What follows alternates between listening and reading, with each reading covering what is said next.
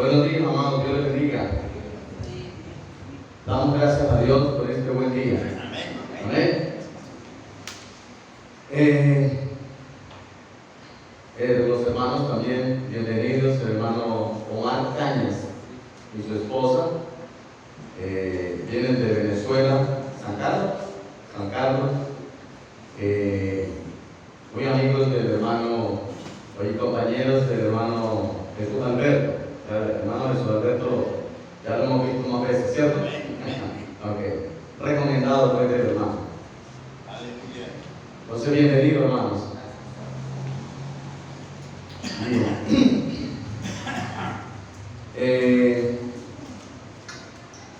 La semana pasada estuvimos mirando en la primera carta del apóstol Juan, el capítulo 5.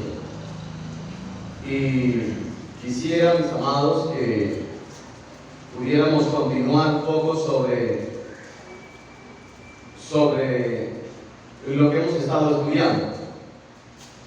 La semana pasada estuvimos mirando acerca de por qué el apóstol le escribe a sus lectores cosas que al parecer se quedan como cortas, porque dice estas cosas os escribo, primera de Juan 5:13, estas cosas os escribo a vosotros que creéis en el Hijo de Dios, para que sepáis que tenéis vida eterna, para que creáis en el nombre del Hijo de Dios.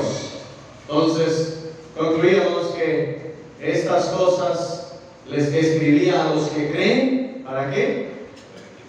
Para que crean. Estas cosas os escribo a los que creen, para que crean. Estas cosas os escribo a los que tienen vida eterna. ¿Para qué? Para que sepáis que tenéis vida eterna. Entonces, quisiera que hoy mirásemos un poco más el restante de este párrafo, hasta terminar el capítulo, para que no nos quedemos con solo una parte, sino que entre todos podamos mirar lo que el apóstol quiso que supieran pues sus lectores. Dice el versículo 14: y esta es la confianza que tenemos en Él, que si pedimos alguna cosa conforme a su voluntad, Él nos oye. Y si sabemos que Él nos oye en cualquiera cosa que pidamos, sabemos que tenemos las peticiones que le hayamos hecho.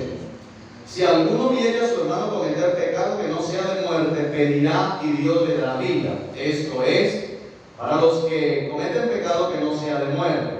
Hay pecado de muerte por el cual yo no digo que se pida. Toda injusticia es pecado, pero hay pecado de muerte.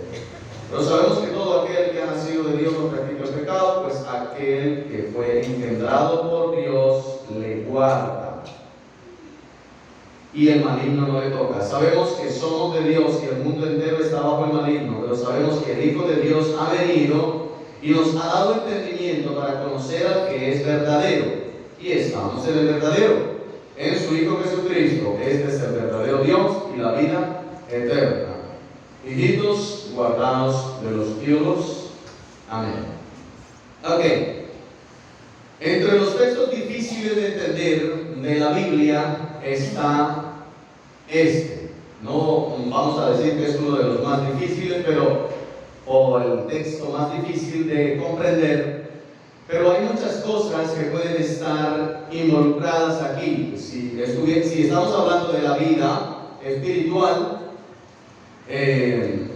entonces el versículo 18 reitera que el que es nacido de Dios no practica el pecado, pues aquel que fue engendrado por Dios le guarda y el maligno no le toca.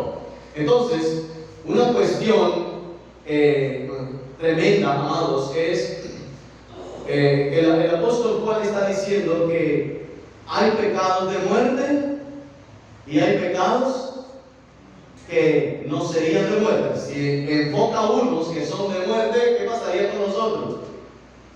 ¿Qué sería el resto? Si hay unos que son de muerte, los otros no son de muerte, no que sean de vida, sino que no son pecados de muerte. Ahora, ¿cuál es el punto que el apóstol quiere enfocar acá? Porque si decimos que hay pecados de muerte, es decir, pecados que les llevarían a la muerte. ¿Muerte qué? Esta es una parte. Miraríamos muerte espiritual y también muerte física. Ok.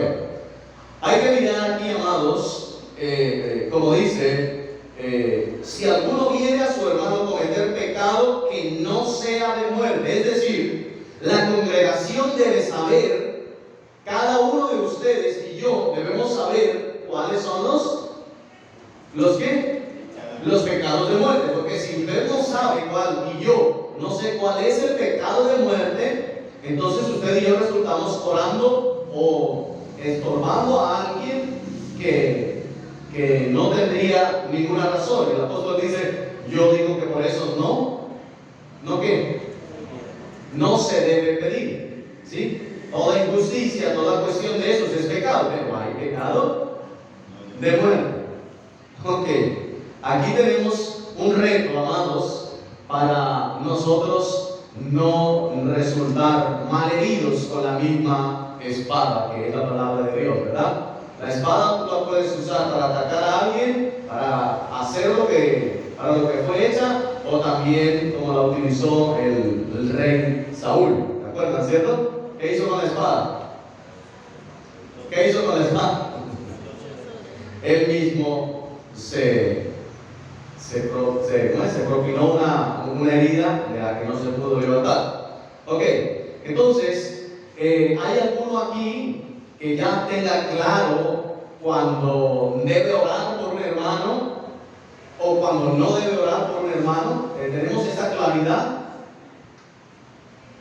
¿O nos falta avanzar? Porque cuando el apóstol habla estas cosas, parece o da a entender que sus lectores sabían claramente cuáles eran los pecados de muerte y los pecados que no eran pecados de muerte. Mire, todo pecado hace separación entre Dios y los hombres. ¿Sí o no es así? Todo pecado hace separación. Dice la palabra, porque vuestras iniquidades, vuestras maldades, vuestros pecados han hecho separación entre Dios y los hombres, ¿verdad? Ok. Ahora, ¿por cuántos pecados tú serías condenado para ir al infierno? ¿Por cuántos pecados? Uno es más que suficiente para ser merecedores de las llamas eternas del infierno. Un solo pecado. Ok. ¿De qué calibre? Rojo, azul, blanco, ¿de qué color? Pecado es pecado. Ahora, ¿qué es entonces lo que el apóstol dice? Que hay pecados que son pecados y aclara, pero hay pecados de muerte. ¿Se da cuenta del reto que tenemos delante con la escritura? ¿Cómo decía, hermano? Ese es un enfoque que le podemos dar al texto como tal. La blasfemia contra el Espíritu Santo. Pero según el versículo 18, dice, sabemos que todo aquel que ha nacido de Dios no practica el pecado. Ok. Pues aquel que fue engendrado por Dios le guarda. Es decir, Dios le guarda. Y el maligno no lo toca. ¿Qué significa entonces que el maligno no lo toca? ¿Serán tentaciones? Porque si son tentaciones, entonces debe decirle por qué fue tentado nuestro Señor Jesucristo. ¿Qué significa no le toca? Este es el próximo ratito que tenemos nosotros que enfrentar, ¿sí? Entonces, amados, el Señor, a través del apóstol Juan, nos quiere dar a entender, amados, no voy a hablar de libertad para que cada uno de ustedes pueda ir a hacer todo lo que quiera, sabiendo de que ya ha sido engendrado por Dios. De ninguna manera. Ayer estuvimos escuchando sobre el arrepentimiento, ¿cierto? Y el arrepentimiento no se le dice al que está muerto, porque el que está muerto no tiene opción de arrepentimiento. ¿Quién tiene opción de arrepentirse? Los que han podido entender, es decir, los que ya tienen vida. ¿Por qué dice que tiene vida? Porque a menos que tenga el Espíritu Santo dentro, ese Espíritu Santo es el que le convence ¿de qué? De pecado. Es decir, que en el momento en que tú abriste tu corazón, ya tenías la vida, porque tenías dentro el Espíritu Santo. Nadie puede decir, Señor, yo abro mi corazón, yo quiero que me des vida. Si estás clamando al Señor, ¿es por qué? Porque tiene vida. Jehová miró desde los cielos sobre los hijos de los hombres a ver si había algún entendido que buscara a Dios, y cuántos encontró. No había ni uno. Es decir, que uno solo que busque a Dios es porque Dios le ha puesto el Espíritu Santo, le ha dado vida. ¿Sí o no es así? Entonces, Dios pone dentro del Espíritu Santo para que éste me convenza de pecado, de justicia y de juicio, ¿verdad? Entonces, cada uno de los que podemos estar viendo los horrores del pecado es porque Dios ha puesto dentro de nosotros su Espíritu Santo, es decir, nos ha puesto la vida. A estos que tienen vida, el Señor les está diciendo que se arrepienta. Cada rato les está diciendo, mire, arrepiéntase, arrepiéntase y arrepiéntase. El hombre en creación, todo depende de Dios. En nueva creación, todo depende de Dios. Pero en el trabajo diario, tiene que tener ¿cómo le digo? El trabajo, ¿cómo? Es correcto, o sea, no es a menos que Dios te ponga su Espíritu Santo que puedes entender. Es decir, ahí se cumple la palabra, no es del que corre, ni del que quiere, ni de... No, sino de quién. De Dios que tiene misericordia. Es decir, una persona por más que quisiera, escuche bien, por más que quisiera, pero sin el Espíritu Santo nunca querrá. ¿Sí me hago entender allí, verdad? Sin el Espíritu Santo nunca querrá. Pero por más que quisiera, o sea, sin el Espíritu Santo, si alguien quisiera, no lo puede. ¿Por qué? Porque el Señor dice, yo tendré misericordia ¿de quién? Del que tenga misericordia. Y me compadeceré ¿de quién? De quien yo me compadezca. Y aparte de esto, si alguien quisiera venir a mí, no le es concedido. Si alguien quisiera, no le es concedido. Porque el que viene a mí es ¿por qué? Porque mi Padre me lo trae. Nadie puede venir a mí si ¿quién? Si mi Padre que está en los cielos no lo arrastra hacia mí. Y literalmente es arrastrar. Arrastrar. Esa palabra es así. Entonces no puede venir a mí si mi Padre no lo trae, ¿verdad? No lo trae. Entonces, de la intención humana, el Señor miró desde los cielos y no había intención humana que pudiera buscar a Dios. De intención humana. Ahora, Él viene y al venir, Él nos capacita espiritualmente para que nosotros podamos abrir los ojos y ese Espíritu Santo nos sigue convenciendo. Nos convenció un día, nos sigue convenciendo y nos convencerá completamente de que en nosotros no hay nada bueno, es decir, como decía el apóstol Pablo, miserable de mí. ¿Quién me librará de este cuerpo de muerte? ¿Verdad que sí? Entonces, en cuanto a nuestra creación espiritual, ¿cuántos hacen parte aquí de una nueva creación? Amén, ¿cierto? Hacemos parte de una nueva creación. Esta nueva creación no depende de nosotros.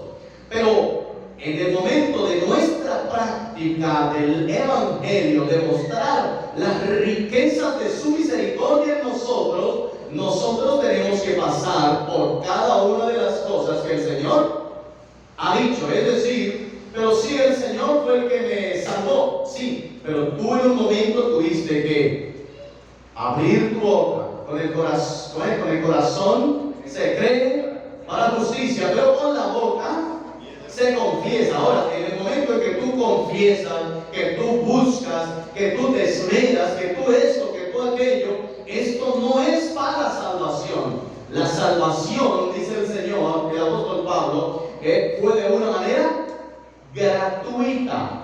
Ahora, lo que usted y yo vamos haciendo es muestra de que hemos recibido la salvación. Amén, amados. Es muestra. Todo aquel que tiene esta esperanza en él, ¿qué pasa? Se purifica, ¿verdad? Todo aquel que tiene esta esperanza no es que se purifica para lograr la salvación. El asunto es que se está purificando porque tiene la salvación, que tiene la esperanza. Así que él no está corriendo para ver si puede. Él corre porque tiene una esperanza segura. Amén, amados. Estoy hablando en cuanto a salvación. Ahora, para hablar en cuanto a ministerio, el apóstol Pablo decía, de esta manera, decía, olvido la partecita donde él dice que para ver si logro asir, no es el versículo completo, para ver si logro asir aquello para lo cual fui también asido por Cristo.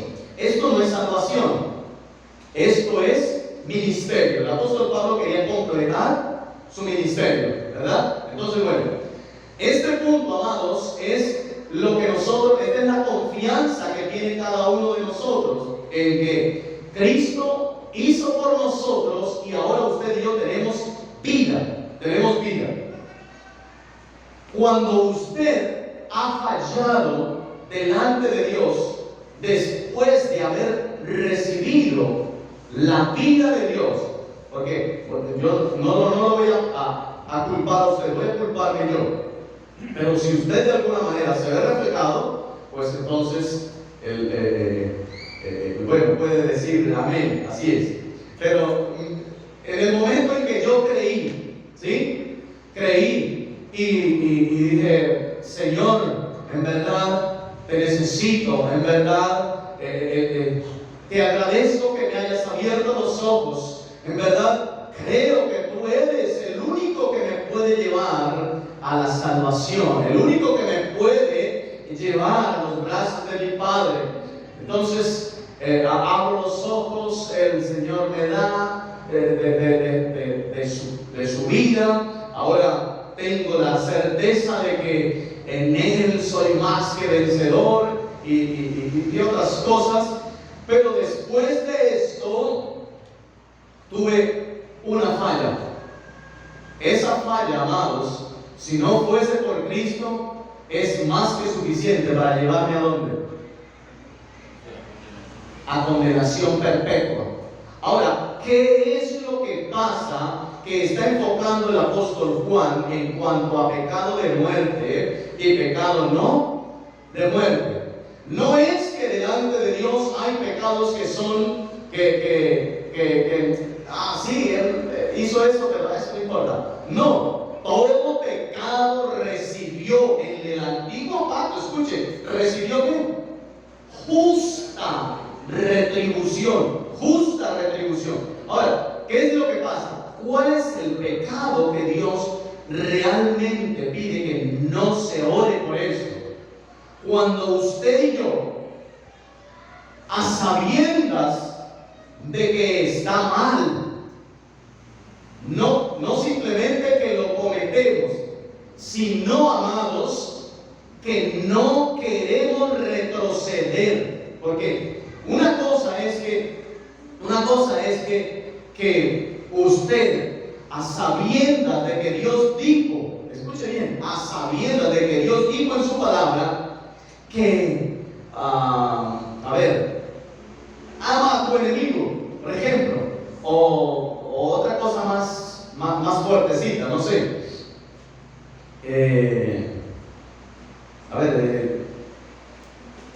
No, pilas con la fornicación, pilas con el adulterio, pilas con esto, pilas con aquello.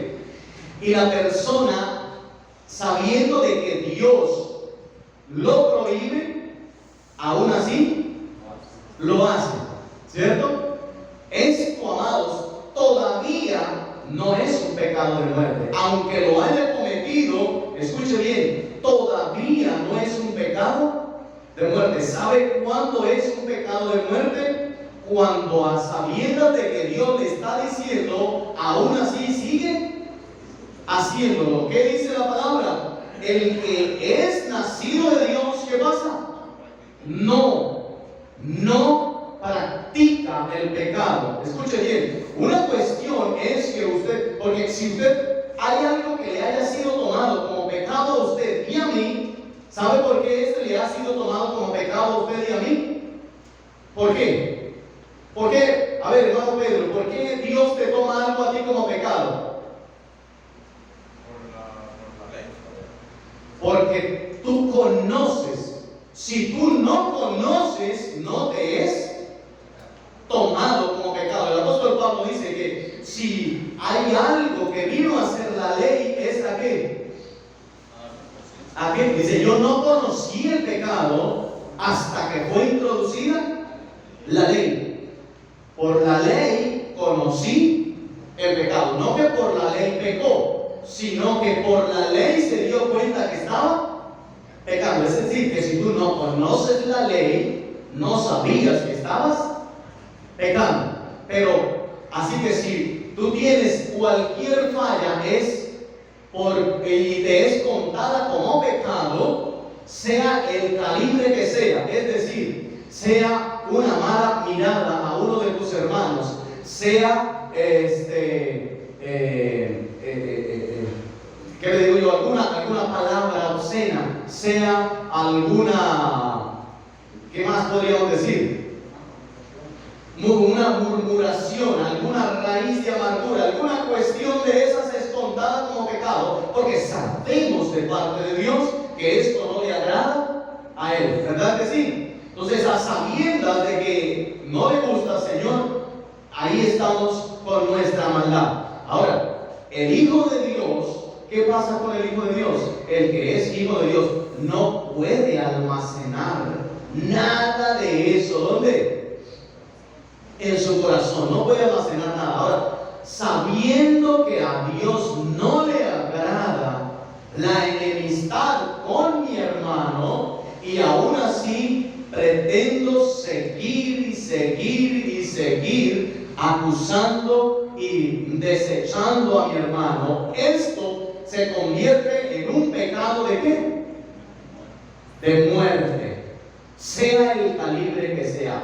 Escuche bien, puede ser que una persona con amor al dinero se le convierta esto en un pecado de muerte, pero puede haber una persona que simplemente le gusta hablar un poquito más de la cuenta, o en ocasiones habla más de la cuenta, pero tiene, Señor, sí sé que estoy fallando en esto, Padre, levántame, ayúdame, ¿sí? Entonces, pecó, pero esto no es un pecado de muerte, porque no es un hábito, Ahora, ¿qué se convierte entonces en un pecado de muerte? No es un pecado en específico, por eso nunca fue mencionado. No es un pecado en específico, sino el que yo como tal me plazca, me complazca en lo que el Señor ya ha dicho en su palabra que no debemos avanzar en esta situación, ¿verdad? Es que precisamente lo que es la blasfemia contra el Espíritu Santo es sabiendo de que Dios ya o ha hecho cosas, nos ha dado, y nosotros, sabiendo que Él nos dio estas cositas, nosotros pretender adjudicárselas a alguien más o a nosotros mismos, ¿sí? Si nosotros sabemos que lo que tenemos nos lo ha dado Él, entonces nosotros no podríamos nunca decir es que porque yo he buscado, por eso lo tengo. Que yo como busco tanto al Señor, por eso es que lo tengo. Eso es blasfemia. ¿Recuerdan ustedes cuando el Señor Jesucristo sanó echó espíritus inmundos de un hombre? ¿Y qué dijeron los fariseos? Por Belcebú echa. Ajá. Y todo el pueblo, perdón, estoy mirando otra parte también de Lucas. Eso otro dice en Mateo, pero aquí Lucas dice, os digo, que entre los nacidos de mujeres no hay otro mayor profeta que Juan el Bautista, pero el más pequeño en el reino de Dios es mayor que él. Y todo el pueblo y los publicanos, cuando oyeron, justificaron a Dios bautizándose con el bautismo de Juan. Mas los fariseos y los intérpretes de la ley desecharon los designios de Dios respecto de sí mismos, no siendo bautizados por Juan. Y dijo el Señor, bueno, dice que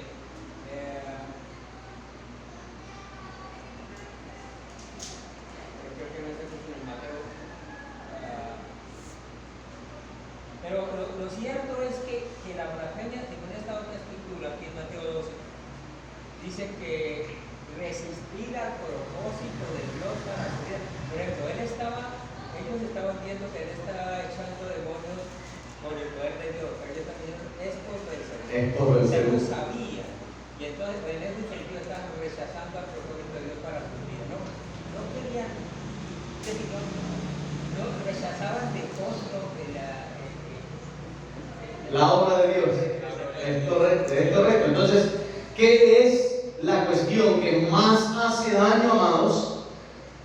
Cambiar como tal el propósito que Dios ha tenido con nosotros. Es decir, ahí está el Señor Jesús haciendo una señal, que esta señal no era cualquier tipo de señal, sino que estas señales lo identificaban a Él como el que había de venir. Cuando Juan le pregunta desde la cárcel, le manda a preguntar a nuestro Señor Jesucristo sobre, ¿eres tú en verdad o tenemos que esperar otro? Después de haberlo reconocido, ¿no? Él lo reconoció. Entonces, después de esto, va y le manda a preguntar, maestro, si eres tú el que yo no era digno todavía de desatar la correa, es decir, te pongas a pensar todo lo que había dicho Juan. O me equivoqué, aquí sí era digno de desatarte la correa de calzado y toda esta cuestión, ¿sí o no? Quiero que me digan, pues. Tremendo, ¿no? Después, ¿y cuál es la respuesta de nuestro Señor Jesucristo? Lo que lo identificaba a Él. ¿Recuerdan ustedes cuando el Señor Jesucristo está diciendo acerca de la Escritura? Que habla de la Escritura, que muchos a veces fuercen esta palabra para no leer la palabra, fuercen esta Escritura para no leer la Escritura. Donde dicen que escudriñad las Escrituras porque a vosotros os parece que en ellas tenéis la vida eterna y no queréis venir a mí para que tengáis vida, ¿cierto? Entonces, el Señor Jesucristo ahí está enfocando desde el primer versículo hasta que se termina, está enfocando las 4 o 5 cosas que lo identifican a Él como ¿qué? Como el Cristo, como el Mesías, como el que había de venir, ¿sí? Está diciendo, mira, mi Padre da testimonio de mí, yo mismo podría dar testimonio de mí. De otra manera, creedme, ¿por qué? Por mis obras, porque las obras que yo hago no son mías, son de mi Padre. Entonces, esta es otra forma de que pudieran creer. Y finalmente, estaba la escritura. Entonces, él les decía, ustedes leen la palabra pero no creen. No creen en lo que están leyendo, porque finalmente no era que el Señor les estaba diciendo, dejen de leer esa palabra y vengan a mí para que tengan vida. En ninguna manera, y este es el sentido que le dan muchos. Ese es erróneo. Si hay algo que le incite a usted a no leer la palabra, no vuelva a oír a ese tipo de personas. Si hay alguien que le impulse a escuchar, a indagar de la palabra de Dios, entonces vamos por allí. El Señor está, mire, toda palabra que está escrita ha salido de la boca de Dios, ¿sí? Entonces, cuando usted se encuentra con la palabra, usted está encontrándose con lo que ha salido de la boca de Dios. Porque vamos a la palabra, escudriñamos la palabra, porque en ellas hay un tesoro. ¿Cuál es el tesoro? Cristo. Cristo Jesús es el tesoro. ¿Por qué? Porque la palabra, amados, recuerdan ustedes que allí en Juan 1, cuando en el principio era el verbo, en el principio era la palabra. ¿Era qué? ¿Era qué? La palabra. Logos. En el principio era el logos.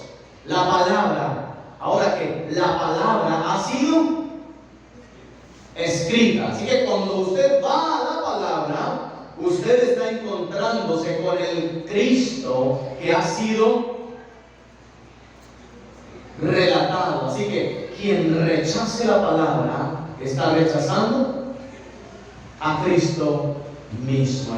No, hermano, es que yo no leo mucho la palabra, yo simplemente yo quiero ir a la vida.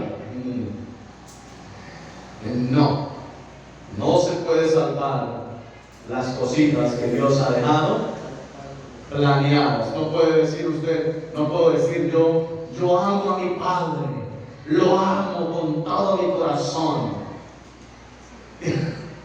Lo amo con todo mi corazón. Y mi papá me dice, hijo, ¿me puedes acompañar a tal lado? Ay, no, qué pereza. Ay, no. Y él me dice, hijo, mire que no haga esto, pórtese así. Y yo no le presto atención a nada de lo que él me dice. Yo le puedo decir a él y él me cree cuando yo le digo que lo amo. No. Entonces, estudiar la palabra es creer en los dichos de ¿quién? Del Señor, amados. No podemos decir que amamos a Dios y que tenemos una relación muy hermosa con Él cuando no conocemos los dichos de su boca. Así que tenemos que estar enfocándonos en buscar, escudriñar, comer, trillar, rumiar la palabra. ¿Cada cuánto rumiamos la palabra? ¿Usted sabe cuál es el trabajo de la vaca? El trabajo de los animales rumiantes. Él come, pasa un buen tiempo comiendo y después sigue comiendo. Y después sigue comiendo, es decir, comió, pero después sigue sacándole el verdadero provecho. ¿Y cuánto tiempo se pasa? ¿Qué hace la vaca cuando termina de rumiar? ¿Qué hace? Se levanta y sigue no más. Eso es cuando usted y yo rumiamos la palabra. Entonces, el Señor, cuando nos da su palabra, Él está hablando de todo lo que Él es, de lo que Él hace, de lo que Él nos ha provisto a nosotros. Usted quiere escuchar la voz de Dios. Hay muchos que dicen que escuchan la voz de Dios, están en el cuarto y escuchan una voz y no saben de dónde está saliendo y esto y lo otro. Yo no les digo que no sea así, yo nunca he escuchado, pero si alguien dice que escuchó una voz y que lo tocó y que le dijo y que lo tocó y que lo abrazó y que el Señor le dijo, ¿qué quieres que haga por ti? Y yo no, que me des un abrazo y que Dios lo abrace. Yo no sé si eso será verdad o no será verdad. Yo simplemente sé que cuando conozco al Señor, si quiero oír la voz de Dios audiblemente, entonces comienzo a leer la palabra de Él en voz alta. ¿Sí? ¿Quiere oír la voz de Dios, amados? ¿Quiere oír la voz de Dios? Entonces, busque la palabra de Dios y comience a leerlo. Cuando va, se graba y luego se escucha. El todo es que la palabra de Dios, no hay palabra de Dios revelada que no esté en las Escrituras. Es decir, cualquier cosa que hable una persona tiene que estar ¿dónde? Cimentada en la palabra de Dios, en lo que ha sido escrito. Si hay algo que no está escrito, entonces dé por sentado de que no es palabra de Dios. Las cosas que han sido reveladas ya fueron escritas. Así que si hay algo nuevo, no es palabra de Dios. Y si es palabra de Dios, cada día es nuevo. Ok, amados. Entonces, no podemos nosotros tener comunión con Dios si no tenemos comunión con su palabra. Es decir, búsqueda de la palabra de Dios. La búsqueda de la palabra. Entonces, amados, volviendo al tema principal, que es cuando Dios nos ha enfocado a nosotros hacia el limpiarnos continuamente. Esa limpieza continua es precisamente, como lo veíamos anoche, en cuanto al arrepentimiento. ¿Por qué una persona necesita arrepentirse? Porque se dio cuenta de que tiene algo que a Dios no le agrada. ¿Sí o no es así, amados? Ahora escúchenme una cosa, y aquí, pero no la vaya a responder, para usted mismo. Bueno, vuelvo otra vez y repito. ¿Usted por qué necesita? Yo, vamos a hablar de aquí para no entrar en problema. ¿Yo por qué necesito arrepentirme? ¿Por qué? Porque me doy cuenta de que hay algo que al Señor no le agrada. Porque si no me doy cuenta, ¿necesito arrepentirme? Si no me doy cuenta, ¿necesito arrepentirme? No. No, porque no sé. No sé. Pero si necesito arrepentirme es porque me doy cuenta, Dios me revela en su palabra de que necesito el arrepentimiento. Es decir, que Él me está convenciendo de que estoy haciendo cositas malas, ¿cierto? Ahora estoy aquí. Digamos que tengo una relación, digamos que tengo un trabajo, digamos que tengo alguna cosa en la que el Señor me está enfocando para que me arrepienta. Pero yo digo, uy, pero es que dejar esto significa perder el trabajo. Yo no puedo perder el trabajo. Dejar esto significa que todos los hermanos se van a enterar que yo andaba en esto. Dejar esto significa esto, esto y esto. Uy, no, ¿cómo? No puedo. Entonces, aquí el pecado se convierte en un pecado de muerte. ¿Por qué? Porque usted lo consiente. ¿Sabe por qué? Porque se ama más a usted que lo que ama a Dios. Es decir, yo no quiero que, bueno, yo sé que estoy fallando, yo sé que el Señor está bravo conmigo, pero yo no puedo quedar mal delante de los hermanos. El pecadito que cometió Saúl. Saúl pecó y le dice, pero hónrame delante de ¿quién? Del pueblo, Saúl, el rey Saúl. El problemita del rey Saúl. Señor, sí. Así tú. ¿Te das cuenta, amado? Que es este balido de ovejas y esto y lo otro que estoy oyendo con mis oídos. ¿No me puede llamar aparte y decírmelo a mí? Dígamelo a mí. ¿Qué pasó pues? No, que el pueblo, esto, lo otro. No. Pero vamos a una cosa, pero honrenme delante de los ancianos. Es decir, una quejada. ¿Sabía que estaba mal? ¿Saúl sabía que eso estaba mal? Sí. pero lo consintió porque se amaba y amaba su buen nombre delante de los hermanos.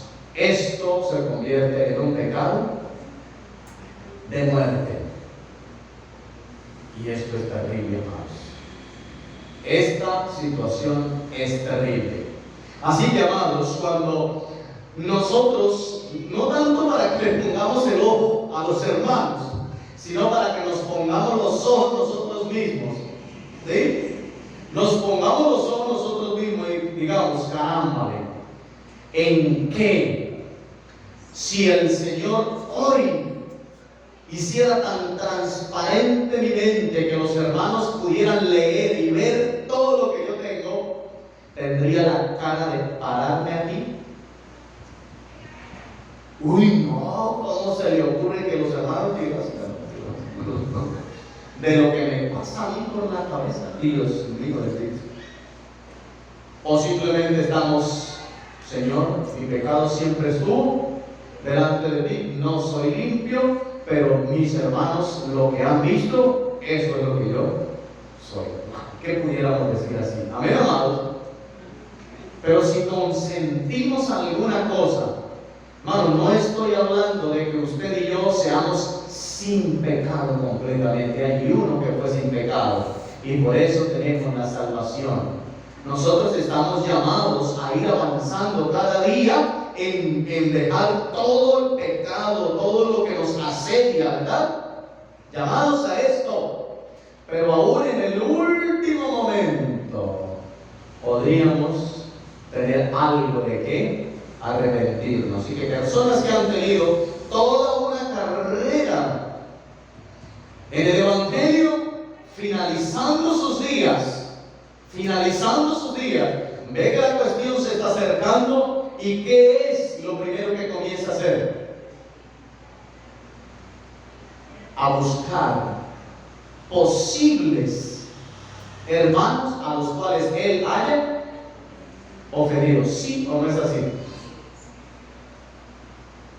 Me encantó tanto ver no porque fueran los días finales del hermano Tito, pero el hermano Tito pues siempre estuvo compartiendo, siempre estuvo predicando, siempre estuvo, y cuando sentía que los días se le iban acercando, un día tuvo casi, y comenzó a llamar a los hermanos, a llamarlo.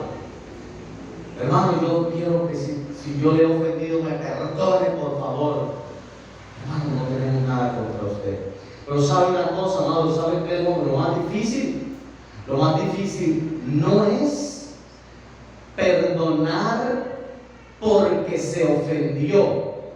Lo más difícil es perdonar. Escuche bien, perdonar. A ver, ¿cómo le digo? O sea, no pedir perdón, sino perdonar. A ver, me enredé. Vuelvo otra vez a comenzar. Entre lo difícil es, vamos a poner el ejemplo directamente. El hermano Pedro me hizo algo a mí, ¿cierto? Yo no tenía ninguna cuestión con el hermano Pedro mala, pero el hermano Pedro me ofendió y yo dije que perdonaba al hermano Pedro. Pero resulta de que cuando se toca el tema, dentro de mí se gesta algo nuevamente que me lleva otra vez al estado cuando el hermano Pedro me ofendió.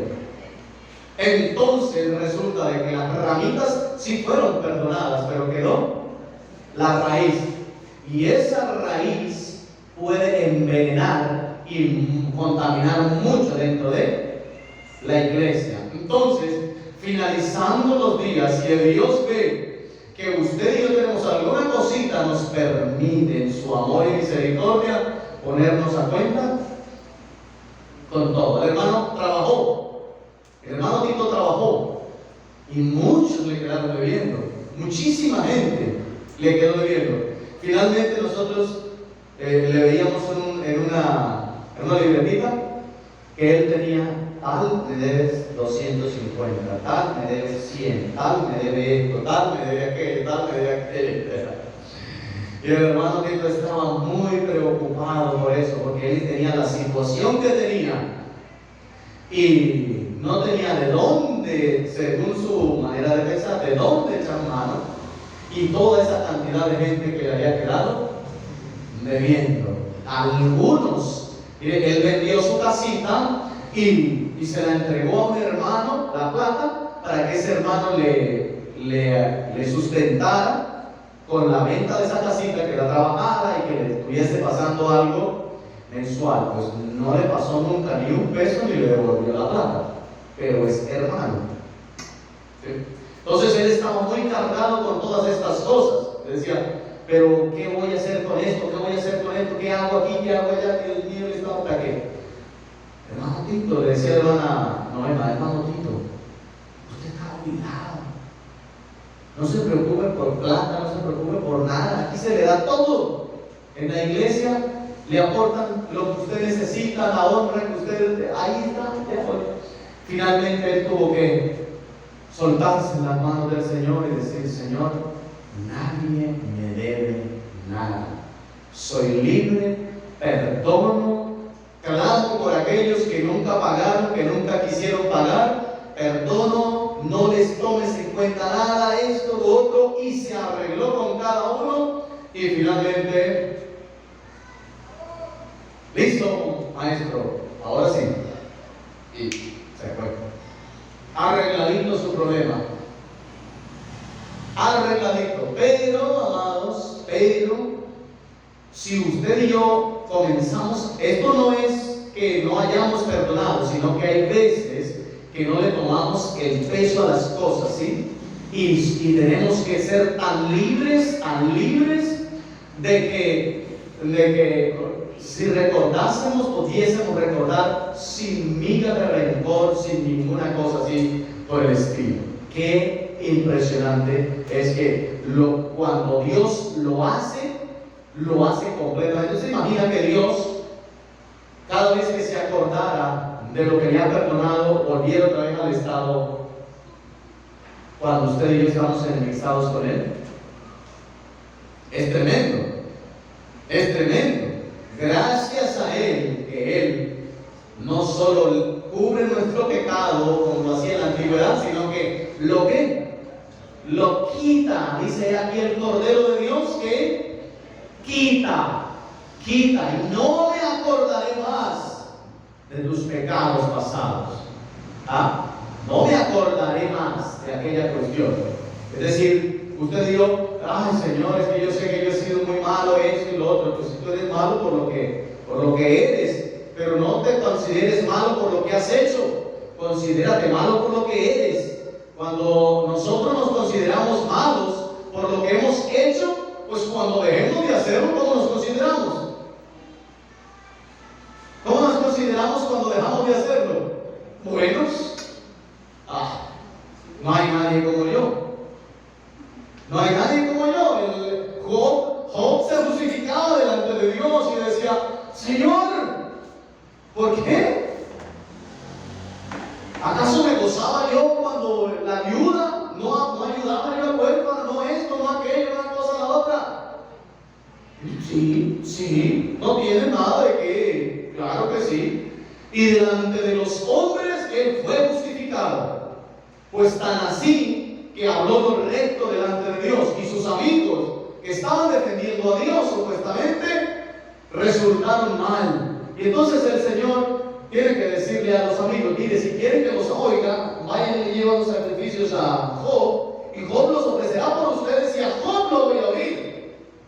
Oh sí, se dieron cuenta, muchachos, que yo sí estaba en lo bien, que yo sí estaba caminando fuerte delante de Dios. Oye, cálmate, le dice el Señor, cálmate, espérate. Esto fue de te justificas con ellos, ahora ven conmigo.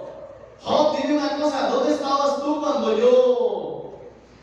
¿te acuerdas el consejo que me diste para fundar la tierra, para decirle al mar, hasta aquí llega, hasta aquí esto, hasta aquí? ¿Te acuerdas cuando me decías todo eso? No, Señor.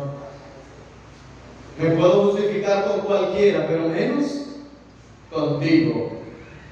Hasta que el Señor le puede mostrar su justicia, ya, Señor.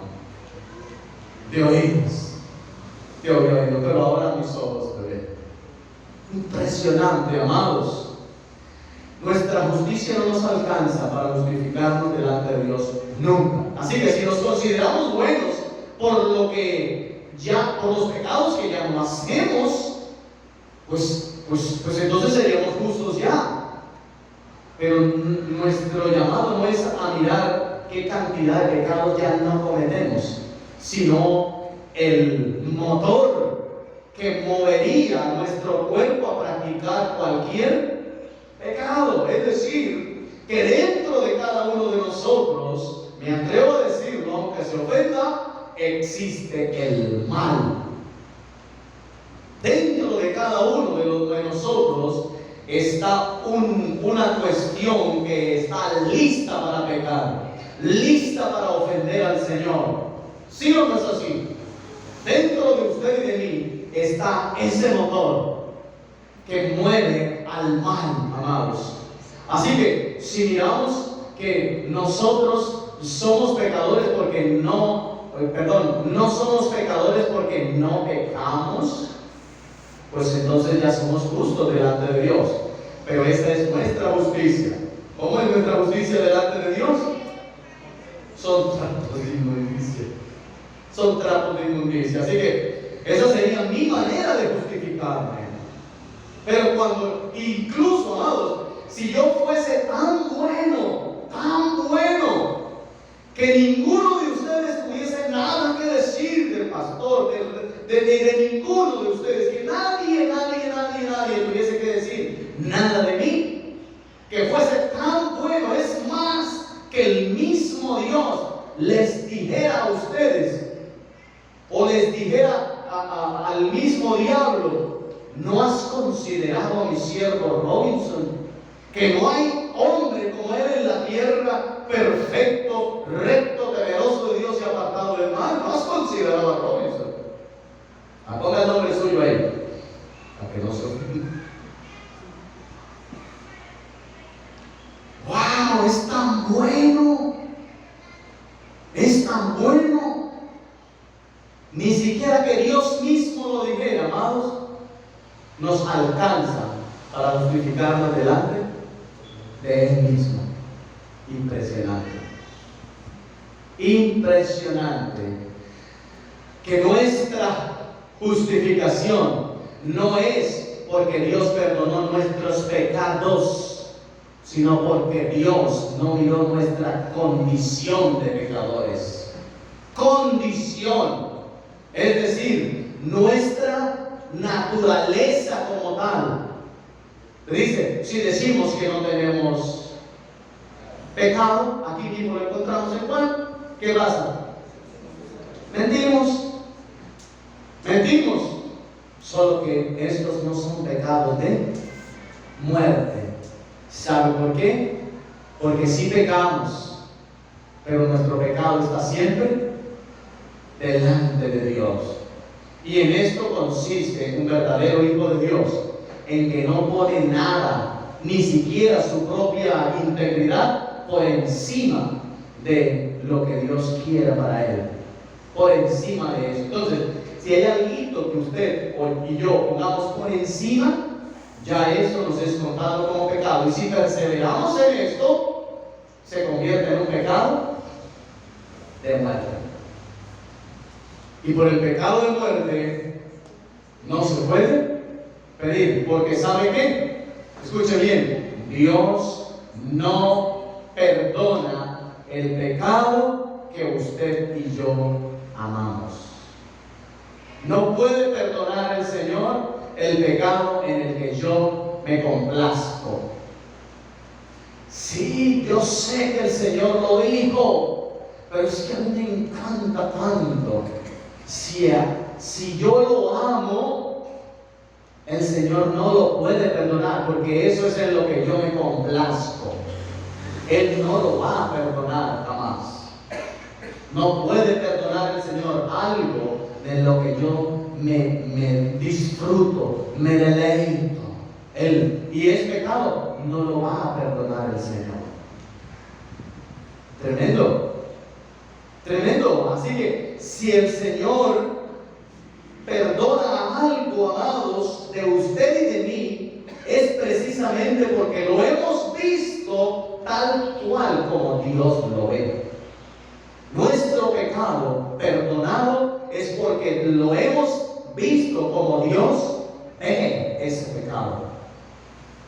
Y Dios lo ve, lo odia, le repugna. Así lo estoy viendo yo. Así que Dios puede perdonarlo. Dios lo hace. Por eso dice el apóstol Pablo: si hemos muerto al pecado, ¿cómo es que viviremos aún en él? Es decir, no cabe que tú hayas pedido perdón por algo que odias y aún así seguirlo haciendo. ¿Cómo así? O sea, ¿estás haciendo algo que odias? No.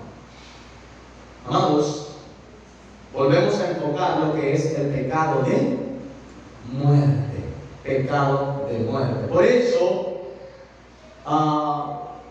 el apóstol Pablo dice que ¿quién lo podría librar a él de esa naturaleza de pecado? ¿Quién lo podría hacer? Nadie, solamente Cristo. Gracias doy a Cristo. Gracias doy a Cristo. Así que cuando el apóstol está enfocando de que qué cosas le podrían separar del amor de Cristo, ¿cuántas mencionó? ¿Cuántas cosas mencionó el apóstol Pablo que lo separaran de Dios? No se mencionó ni una. No mencionó ni una. Porque nada lo podía separar del amor de Cristo.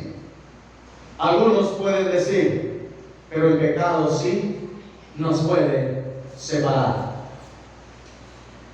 Y yo le digo, si usted ha muerto al pecado, el pecado no lo puede separar. Si usted ama el pecado, nunca ha llegado al Señor Jesucristo. No hay nada que lo pueda separar. Aquel que ha sido realmente comprado por Cristo, nada me separará del amor de Cristo. Y menciona todo y deja la lista cerrada.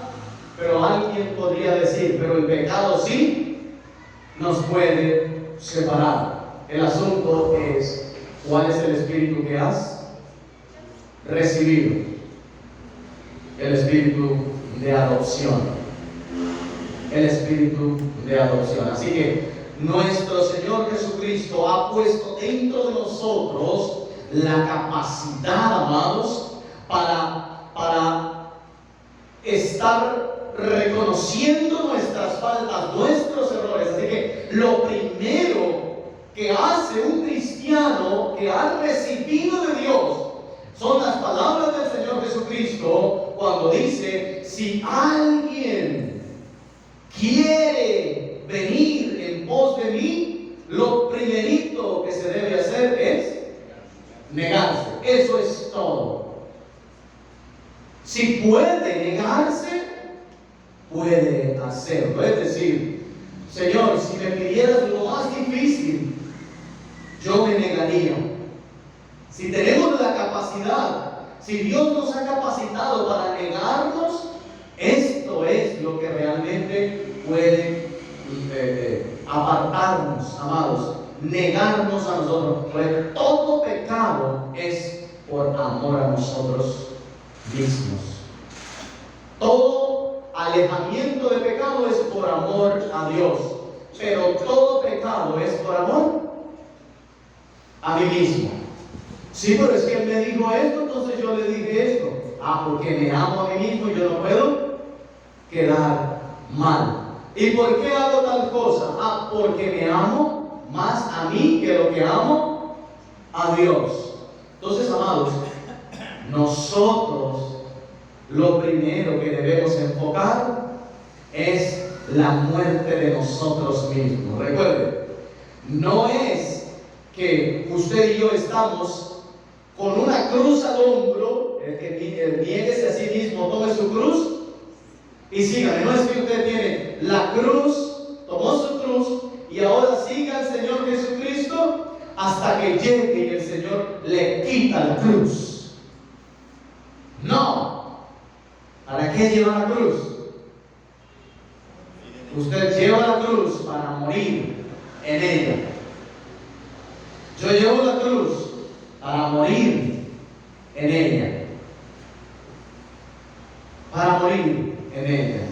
Así que niéguese a sí mismo, tome su cruz y sígame. ¿A dónde? ¿A dónde? Al monte donde vas a colgar todo lo que eres tú para que yo te pueda dar vida. Entonces, amados, los pecados que realmente se pueden convertir en pecados de muerte no es un pecado en específico. Que no es que el pecado de muerte es la fornicación, que no es que el pecado de muerte es el adulterio, que no es que el pecado de muerte es tal cosa. No, es cualquier cosa que usted, sabiendo que Dios le dijo suelte, y usted no lo suelta. ¿Sabe que debe soltarlo? ¿Sabe que debe soltarlo? ¿Tiene la capacidad para soltarlo? Tiene la capacidad para soltarlo, pero lo ama. Lo ama. Y lo ama tanto que es un pecado que no puede ser perdonado.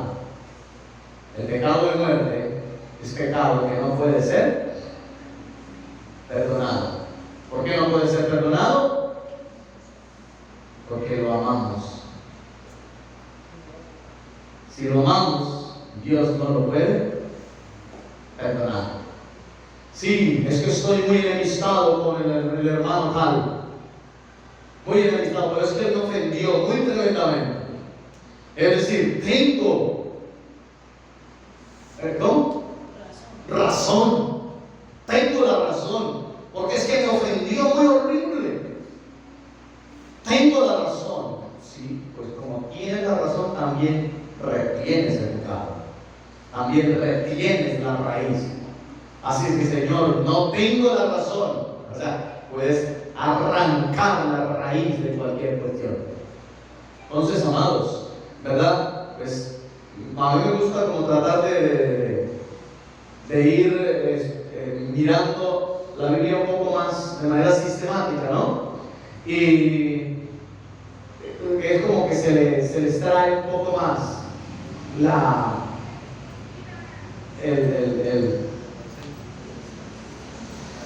esencia, que podamos mirar no solo una cosita por aquí, otra cosita por allá, sino que podamos analizar cómo lo dice la palabra, cómo lo, ¿sí? Bello. El Señor, cuando habla ahí en Jeremías, que le dice que no ruegue más, ¿sí? No ruegue más por Israel. A Samuel se le dijo, no ruegue más. ¿Por quién? Por Saúl. ¿Por qué no podía rogar por Saúl? Porque Saúl sabía que había hecho mal, pero aún así no quería soltar. Se amaba más a sí mismo, amaba su buen nombre, amaba todo lo que él quisiera hacer. ¿Y sabe cuándo usted y yo podemos ver la grandeza? ¿Sabe cuándo pueden ver mis hermanos la grandeza de Dios en mí? Cuando tengo la capacidad de pedir perdón, de humillarme y de que vean que no quiero ponerme como un ejemplo, ponerme como alguna cuestión, sino ejemplo de humildad, ejemplo de mansedumbre. Es decir, que no estoy por encima, sino que estoy por debajo. Estoy por debajo. Entonces, allí se puede ver la grandeza de Dios, ¿sí? Y también es la forma en la que el mundo te puede conocer como hijo de Dios. y como el mundo puede creer que somos hijos de Dios, dice, el mundo creerá porque nos amamos unos a otros. Y el amor, amados, está enfocado no en que, ¡ah, qué alegría! Porque me vi con el hermano Abner. ¡Wow! ¡Qué alegría! Y el mundo se va con eso. No, el mundo también se alegra cuando se ve. El mundo va a saber que realmente hay amor de Dios cuando le he cometido una falta con mi hermano y el hermano aún así me ama. Uy, pero usted sí es bobo, ¿no? Todo lo que le dijeron y usted ahí todavía ahí. No es que es eso, es que Dios ha puesto el amor y entonces ahora nos amamos. Y cuando es al contrario, pues entonces Él me ama y el mundo también se va a dar cuenta que no andamos porque nos caemos bien. ¿Cuál de los que están aquí permanecen porque el camino del Evangelio es un color de rosas? ¿Cuántos de los que están aquí pueden alzar la mano y decir, el camino de Dios para mí ha sido un color de rosa? No. Amén, Dios. A veces es bastante feo, a veces es bastante pesado, pero damos gracias a Dios que así como nosotros podemos decir, es que tal hermano es como pesado para mí. ¿Se imagina cuánto tuvo que, cómo nos sentimos a veces, cómo Dios nos pudiese sentir a nosotros pesados también? Pero aún así, Él nos ha cobijado, nos mantiene. Si el Señor tiene que corregir es porque está contento contigo. Si el Señor tiene que disciplinar es porque está feliz contigo. Si me tiene que disciplinar, ¿será porque es que Dios está contento como yo estoy actuando? No, la disciplina es ¿para quién? ¿Para el que se está portando? No de muy buena manera. Y el Señor, aún así, cuando tiene que disciplinar, está contento con su Hijo. Eso es verdadero amor. Ese es el amor que tenemos de Dios y es el amor que debemos tener cada uno de nosotros. Amén, amados. Entonces, quería que quedara esto con nosotros, no estar pensando como tal en un pecado específico de que usted se cuide. Decía, no es que el pecado es tal cosa, entonces usted se cuide de ese cosito. O sea, no, es que, digamos, el pecado es tocar el piano, eso es pecado. Entonces, me cuido de nunca en la vida ir a tocar el piano. No, el pecado de muerte puede ser cualquier cosa que yo ame más que a Dios mismo, sabiendo que a Dios no le agrada. Por eso el rey David, él se curaba en todo eso y decía, Señor, ¿qué pecado está siempre delante de ti? ¿Qué hay de los que él no conocía? ¿Qué decía? Y líbrame aún de los que me son ocultos. Líbrame, Señor, de los que me son ocultos. ¿Usted cree que esto es un verdadero hijo de Dios, el que está enfocándose? Señor, si hay algo en lo que me esté ofendiendo, por favor, házmelo conocer. Líbrame de todo aquello que me es oculto, porque mi pecado siempre estará delante de ti, para que no se haya convertido en un pecado de muerte. Es decir, que consienta tanto el pecado que al último lo ame más que al Señor. ¿Sabía Salomón que no se debía emparentar con ninguna otra persona de otros pueblos? ¿Lo sabía o no lo sabía? Lo sabía, ¿sí? Lo sabía. Él lo sabía. Pero ¿sabe cuál fue el problema? ¿Que qué? Amó. Y el amor al mundo, con el mundo, ¿qué te convierte?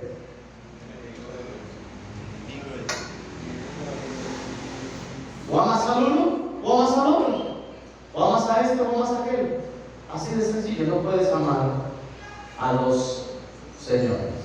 Así que él sabía, pero amó. Amó. ¿Sabía que estaba mal? Sí, pero amó. Amó. Y finalmente, cuando dice, pero las mujeres a las cuales había amado, ¿hicieron qué? Desviaron su corazón. Usted sabe, como los niños a nosotros en ocasiones con unas miraditas, ¿sí? Nos compran, los niños, no está bien, no está bien. Pero los niños están pequeñitos y, papi, ¿me das tal cosa? No, no. Salió grueso, ¿verdad? Pero el niño sigue, papi, pero mira que ayer te dije, no lo compraste. Sí, pero ya se va a hacer. Sí, pero ahorita no. Y bueno, pasa. Papi, pero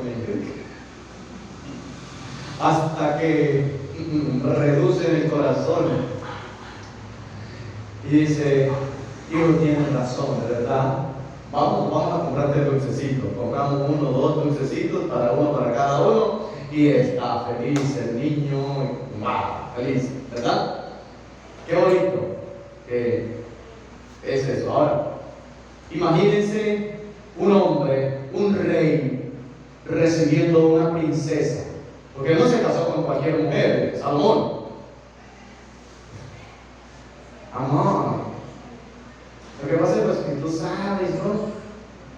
Nosotros, pues, allá nos gusta el sol, es un sol que ponemos y ya.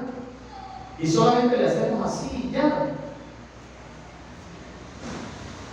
Yo le respeto lo que usted adora a su Dios. Usted sabe que yo soy egipcia. ¿Un solecito? ¿Qué tanto es? Bueno, pero se lo voy a poner pero lejos, lo lejos. Y después, ay amor, ¿por qué no me acompaña? Ahí está la puerta, usted me acompaña a la puerta y yo entro pero me espera, ¿sí? Hermano, yo estoy parafraseando porque estoy llevando las cosas a la vida real. Acompáñeme. Usted no se va a inclinar ni nada de eso, usted no va a hacer nada de eso, usted solamente me va a acompañar y me espera. Y nos venimos bien ricos por la carretera, disfrutando de las palmeras y todo lo que usted ha hecho aquí en el reino. Pues sí, ¿no? Y muestras su poder, muestras todo lo que ha logrado. Pues sí, ¿no? Vamos pues. Y vaya. Finalmente, él mismo resulta metido en cualquier otra cosa. ¿Sabía que estaba mal hecho? Sabía. El problema fue que amó. Y amar el pecado es pecado de muerte.